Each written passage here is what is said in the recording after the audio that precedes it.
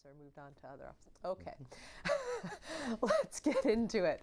Is there racism in Hamilton? There was a march yesterday in solidarity with the people in Ferguson, but it had its own message and its own concerns and its own solutions. I'll itemize some of those in a minute, but Loren took the time to go down to the march, and we've got some photos here, Loren, that we'll start posting as you describe the march to us from Mike Burgess, who watches the show.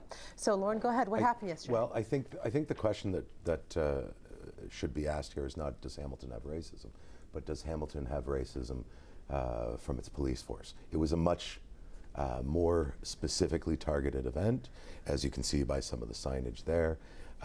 Some of the verbiage on the signs was incendiary, to say the least, hyperbolic beyond belief. I was disappointed. There was a lot of media there trying to ask those who had gathered about what it is that Hamilton and the people of color in this community need to do to better their relationships with our police. And that didn't seem to be a question that wanted to... I disagree entirely. I read the story and it was perfectly clear. They're asking for lapel cameras. They're asking for a twice annual meeting with the police to discuss issues around racism. I mean, how much more specific do you need? No, I mean specifically, like, what is the problem? And that the last time the city of Hamilton's police had a terrible and tragic interaction with a civilian, it was the shooting on the link. Well, but that guy was white, right, so but we're not talking mental about illness. that. But I mean, it's not. What do you mean? What is the problem? Because there hasn't been a fatality, it doesn't mean that they don't feel that there's an issue around carding and racial profiling. No doubt about it. And the march was very clear. It was black, brown, and red. And the story that jumped out to me was Polahay, the Laotian guy, who was cuffed up by the cops wrongfully. But I guess he doesn't count because we would consider him yellow. Oh, and people who said, you know what, why wasn't white on there? I mean, they're trying to say that they need to be treated fairly under the law and there needs to be justice. And the Ferguson protests really are about black people and their state in American justice system. So, I mean, I really get frustrated when people pick on organizers like they've been picking on these people who organized yesterday. As soon as I posted their poster and said, anyone gonna march in solidarity with Ferguson? All I got were people picking away. It wasn't perfectly phrased this way, and it wasn't perfectly inclusive this way. Listen, they're trying to make a statement that we need to all be treated fairly. And just as an example of something, and this is Toronto, I just heard on the way in, not Hamilton, but maybe this answers your question, Loren. Somebody in Toronto has an audio tape, I believe it was a Toronto situation, it was on Toronto radio, of a police officer stopping them because someone called and said that there was a black man walking down the street today with his hands in his pockets. And so this guy, his interaction with the police, which was respectful, was really, really telling and maybe indicative, Loren, of the problem you're talking about. It doesn't have to, God forbid, end up in a fatality before maybe there's some problems with people feeling as though they're being unfairly carded or stopped. And I agree with what you said, but that agreement ends long before I can support a sign that says, stop police genocide against black people. So you mentioned the incendiary signage, and there were a couple of those signs, but I also heard that there were others that were not. Now, you were there, you're firsthand. I'm going with the media coverage, but from the coverage that I saw, there were a range of signs. There was some clear messaging about solution-based outcomes.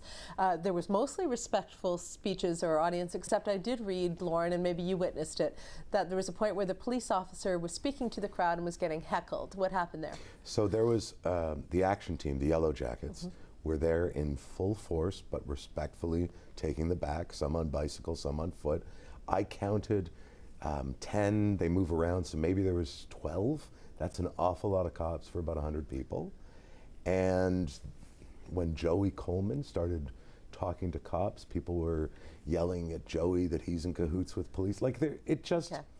The pendulum can swing a little too far right. Yeah, and in any gathering like that, any kind of large group, you might get some people who are a little bit more fringe or extreme in their beliefs. But coming out of it, I heard it was an overall peaceful protest march. There were some clear outcomes that they're looking for. And I asked Matt Green, because I saw him quoted, new councillor Matt Green, where he said that it shows that there needs to be a conversation. I said, well, what does that look like? Does that involve council? I didn't get a tweet back from Matt, albeit I didn't give him a lot of lead time today. I'm sure I'll hear back from him. But I just want to touch on this because it is political. There was a political football around the new racism call-in center, anti-racism call center. It got punted down the field right before the election. Councillors Clark and McCaddy, who were behind it, were kind of shocked by that outcome. And there's been back and forth op-eds, people saying, no, we don't need that, we've got HCCI. There's saying, oh, wait a sec, no, we need this call center. So there is that divide already happening on the political level in terms of how council can fund anti-racism in our community. Any thoughts on that, Loren? Well, I think that at the end of the day, council and the Police Services Board are the bosses of the police. And I think that Matt Green being in attendance and showing and lending his support to the protesters, that's not a great position when you are the boss of the cops. He may not be on the Police Services Board, and I would suggest he won't be anytime soon. Yeah, but a lot of councillors go out into all kinds of public protests and stuff. It's part of what they're doing. But the police are, for all intents and purposes, council employees. But it wasn't an anti-police rally. Oh, no, it sure was, in terms of the rhetoric and tone. It was not set up as such. It was set up as a rally in solidarity with Ferguson and to show that people of all skin colors matter and should get justice under the law. So a councillor can certainly be at a rally like that. I don't think Matt did anything wrong with being there for the constituents in his ward and his community. It's ridiculous. Police equals terrorism. Like, no councillor should stand beside a sign like that. I'm sure he didn't endorse those messages directly. Well, there you go. Then stop trying to tie it to him. Okay, let's get to our next topic, which is the police board and the drama in the election. This happened a couple of weeks ago, but I said to viewers, what do you want us to talk about? Someone said, please discuss the